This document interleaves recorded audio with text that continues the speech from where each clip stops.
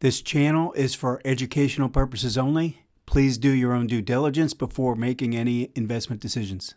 This is Joe Rabil. So we're going to talk about stalking a trade today, and we're going to do that on a pullback trade. I want to show you how we can start on one time frame looking for an entry, and when it doesn't show up, we can know when we're looking to the next higher time frame to look for entry. So it'll make a lot more sense after I go through the example I've got.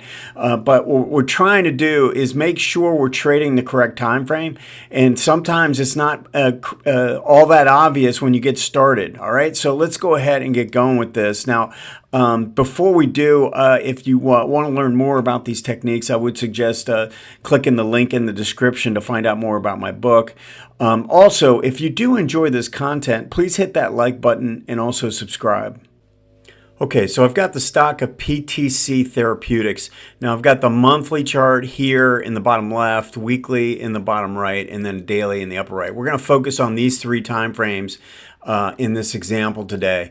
Now, what I want to explain here is we've got this big breakout pattern. We can see we've taken out not only this area here, but even gone to another new all-time high. Now, we've made this strong move, and then we start to pull back. All right, now, when I look at this, I see strength to the upside on the weekly chart. We've got nice confirmation on both the MACD and the ADX confirming the new high. Good volume pattern developing, all right? And we start our pullback to a rising 18, all right?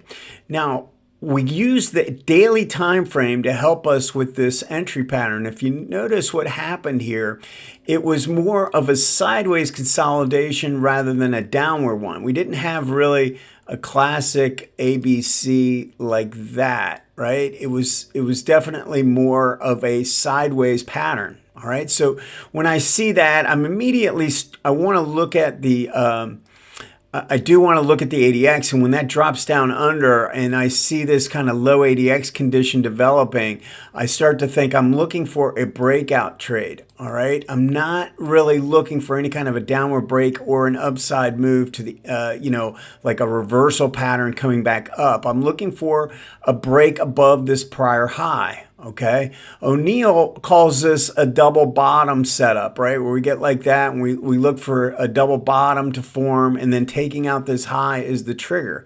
So I just kind of look at it as, okay, we've got a low ADX pattern developing. We've got MACD kind of sitting there above the zero line. So this is a trigger one out of my course.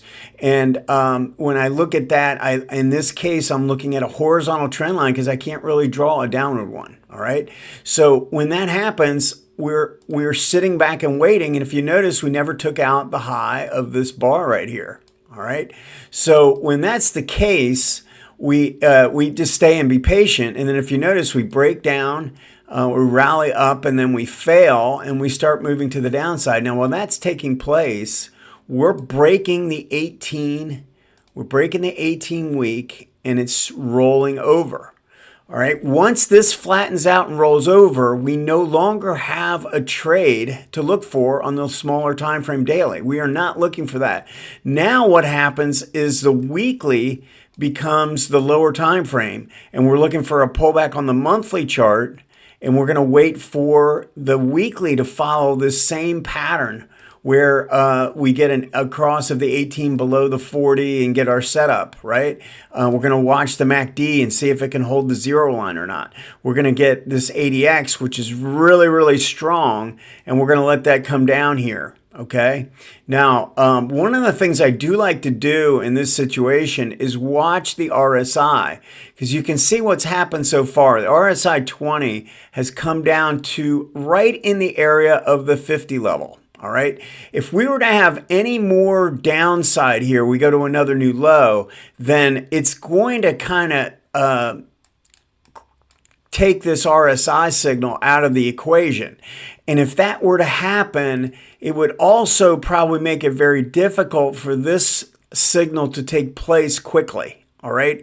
We won't necessarily see that classic opposing trend trigger because we're probably going to have too deep of a pullback. at that point. All right.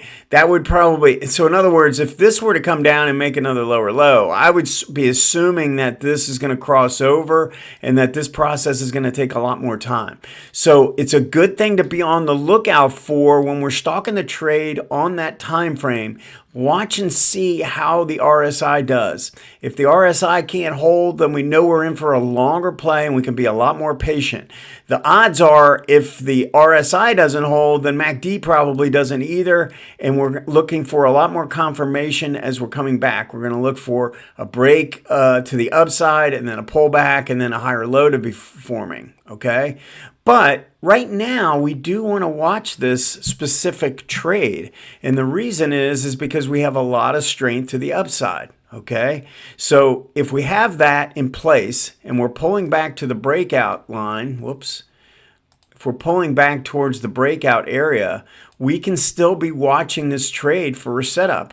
Now, most of the time, what I see is that we get a rally off of this that fails at the 18 or maybe tries to push through the 18 and then comes back down. And then it's the second time around that we're really looking for this. So what happens is the higher time frame chart. So if you're looking to play just off of one time frame, you're pulling back, you're waiting for this to take out the high of the low bar. So right now we keep pulling back and we're not taking out the high low bar. But let's say we start a new month and we take this out. Well, that's what this is doing, rallying up. Okay, but it's too early, and this can't tell you that. You have to be looking at the smaller time frame to see that. All right, you're going to see that it's too early when you're looking at this time frame, but you can't see that if you're just looking at one time frame. So you got to be really careful about just playing it off of a single time frame. You're going to have a lot more losses. So go down to that smaller time frame. Wait for a good signal to set up where this 18 is cupping around, or where the 18 and the 40 have come together, or the 18 has crossed down below. And once we have that, then we know we're ready for a trigger to the upside. So use these type of techniques, and we want to start with we don't have to make a decision. So in other words, when we first started watching this, I was highlighting this because I wasn't sure if this was going to hold and we were going to get a signal to the upside. Well, we trade it, we play it as if this is going to trade to the upside and signal. It doesn't happen, and then we take it off the list, or we just start watching it for a higher time frame setup. Okay, so you have to be a little bit flexible with this approach because you don't know for sure which time frame is going to signal. But if you're diligent and you're disciplined about what the signals are and know what they are, then you're not going to get fooled into taking a trade that's not ready to go. All right, so use this to your advantage, and I think trading in multiple time frames has a massive advantage over just trading over a single time frame. Let me know if you have any questions. We'll see you next time.